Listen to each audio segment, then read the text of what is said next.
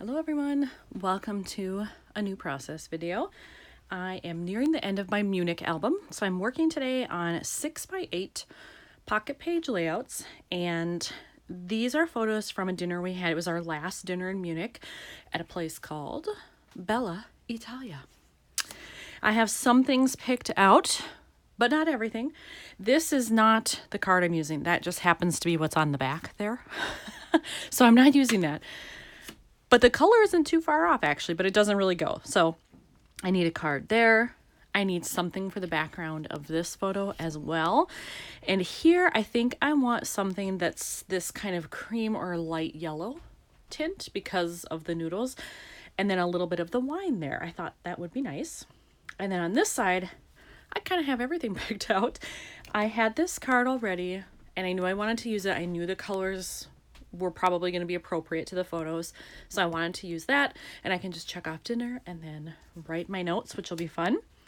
And then here I actually need a photo flip because I have 3 photos I want to include.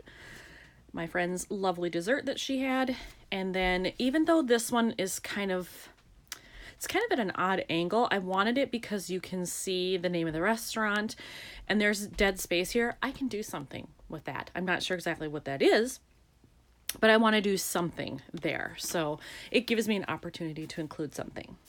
The other thing I have is I bought a set of digital files that are Italian. Now I've never been to Italy, but I bought it because I've gone on several trips where I've had Italian meals. Here's one of them. I used one of the other elements in my, it was my Salzburg album because we had Italian one night when we were there. And I really liked how it turned out. So I pre-printed this just on a scratch piece of paper here, the little Italian flag banner, and I want to try to work it in somewhere. I'm just not exactly sure where it's going to fit. And this green is awfully bright. There is green, over here, but I'm not sure if it's going to look weird by itself because I'd probably have to put it over here somehow, or if it'll work in just enough of that green where it works. So I don't know. I'm going to mess around and just see what I can put together as I go. I decided to look for a background for this photo first, and I think I have selected this one. I actually had it printed already, and normally I print my cards on just cardstock, like you would a normal pocket card. But this one, for some reason, I printed on photo paper, and I'm not exactly sure why I did that. I don't remember. It's just been in my stash, but I think it'll be okay because look at the color. It's pretty perfect, and then it brings out the color in the wine as well. And I don't like things perfectly centered usually, so I'll either put it more to the right, more to the left. I'm not sure. It somewhat depends too on what I find for down here and how I position this photo. So I'm going to work on that next. Okay, I think I have found a background card for this photo as well. This is, pretty plain. It's just the cover of the menu, so there's not much happening there. So I've selected this one, mostly because it's the right color. I'm not totally sold on this background, but I'm going to use it anyway because there are some herbs sprinkled in here, some greenery in addition to the peas. So I figured, you know what, I can pretend it's herbs growing and get away with it. So again, I'm not going to center this one. It'll either be more to the right or more to the left. So I have to figure out how I want to position these two. They will be opposite from each other, and I'll go from there. So I have adhered the photos, and I decided to go to the right with this one and to the left with this one. And the reason I chose that is that if I had moved this over, I would have had these 2 sets of glasses right next to each other, and I didn't like the way that looked. And I actually thought about switching these, but when I did this, I didn't like that either because then I've got white next to a white plate, and it just didn't seem right. And then a dark table next to the dark menu. I just didn't like it. So I'm going to keep the arrangement the same, and I just chose to place my photos according to what I thought would look the best. So I at least have that. Now I think I want to figure out where I'm going to put this banner. So I could do it here, but then the greens are across from each other, and I could do it here. Then at least they're in opposite corners, and it does say Italia right there, so it makes sense with the banner. So, you know what? I think decision made. I'm going to do it over here. And I just realized it'll cover up a little bit of this, so you won't notice these thistly things in the background as much, maybe. So I will fussy cut this and figure out how to attach it. Well, I am going to end up using the banner in a slightly different way than I thought. When I first fussy cut it out, it had those ends sticking out.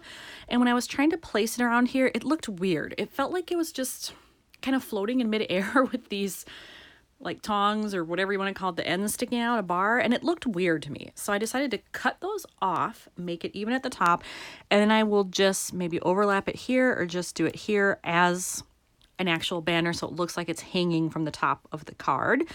Now, that means it doesn't cover up all of this like I thought it would, but I think I'm okay with it. And once I attach this, I could stamp something down here too that would kind of draw the eye to the bottom and maybe lessen that background a little bit. So I'm at least going to put it here, and then I'll figure out, do I want to add something on the bottom of the card or just leave it alone? I have attached the flag, and I put in a little staple so it would really look like it was attached. And for now, I'm going to leave that alone. I'm not going to do anything else with it. I went into my stash and I found something else that I can use. I found this, and it just says sip. How perfect. So I'm going to do that up here somehow, since it'll be right between the two drinks there. So it might even be just like that, maybe overlapping the yellow part and the white. I do like that. And then these are across from each other. It would give me room to do something else there if I wanted, or I could leave it as is. So you know what? Let's attach that right now. And I just realized too when I was looking at it, there's a lot of space on either side. I'm going to do this to make it easier. Of here, I could do some little staples in there and do them sort of sideways, like so. So I could do one kind of overlapping like that.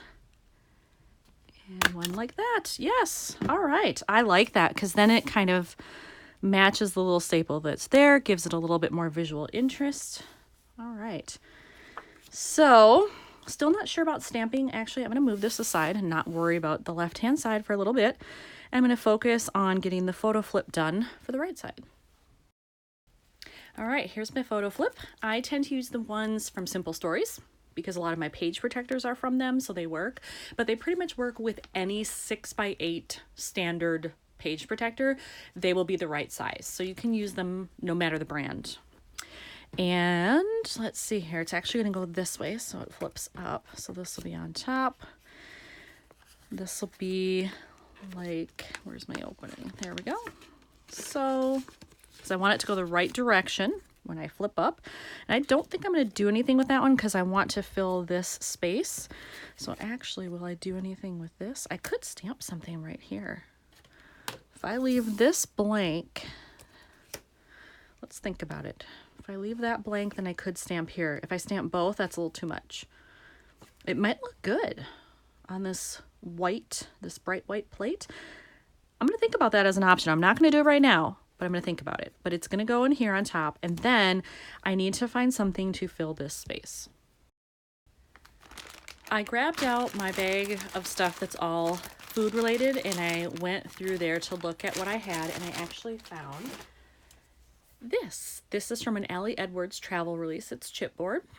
It's yellow, which is perfect, and it even says yum, and I thought I could do it right there in that empty blank space, and then it fills up that blackness in the back of the photo pretty nicely. And there it is with the chipboard attached, and I like that. So that's going to be the back of the pocket. Now I have to figure out, am I going to stamp, and if so, what for this photo? I do have a whole container of stamps that are related to food, shocking. So I will go in there and see what I can find for a phrase that is fitting here. I have decided to use this stamp set, and I'm going to use the phrase here that says so tasty. I love this little set. This is, let's see, it's called Let's Eat from Kelly Perky 2017. So it's a bit old now. Not sure if it's available anywhere, but that is the set in case you want to find it. I did the stamping, and I want to show you something really quickly. This was my test on paper, and this is with StazOn ink made for slick surfaces. So it came out great on just the regular paper. On the photo, it isn't as perfect. You can tell like the ink did not totally soak into the paper. It's dry, but it doesn't look as crisp as this.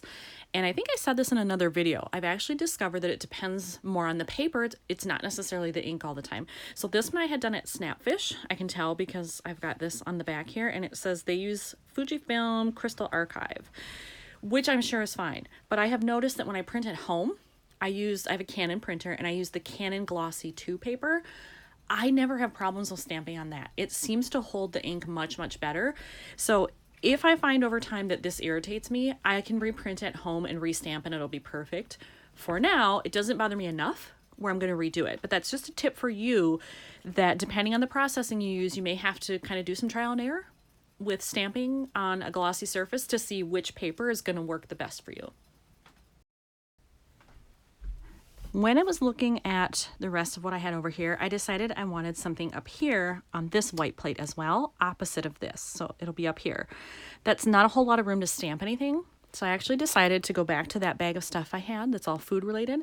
And I pulled out this tiny chipboard little word that says yum. It's black, so it's the right color. It'll match the stamping. It'll match the table. And I'm going to put it right up here in the right-hand corner. I thought it was done, but then I decided that this was too blank. I wanted something else over there. So I'm going to take this sticker here that says dinner, and I'm going to actually place it, I think, over the flag, like so, rather than down here, so they're not across from each other. I'm going to place it there, and then hopefully call it good. I have placed the chipboard on there, and I think this one is done. So let's look at our close-ups here. So this is the left side.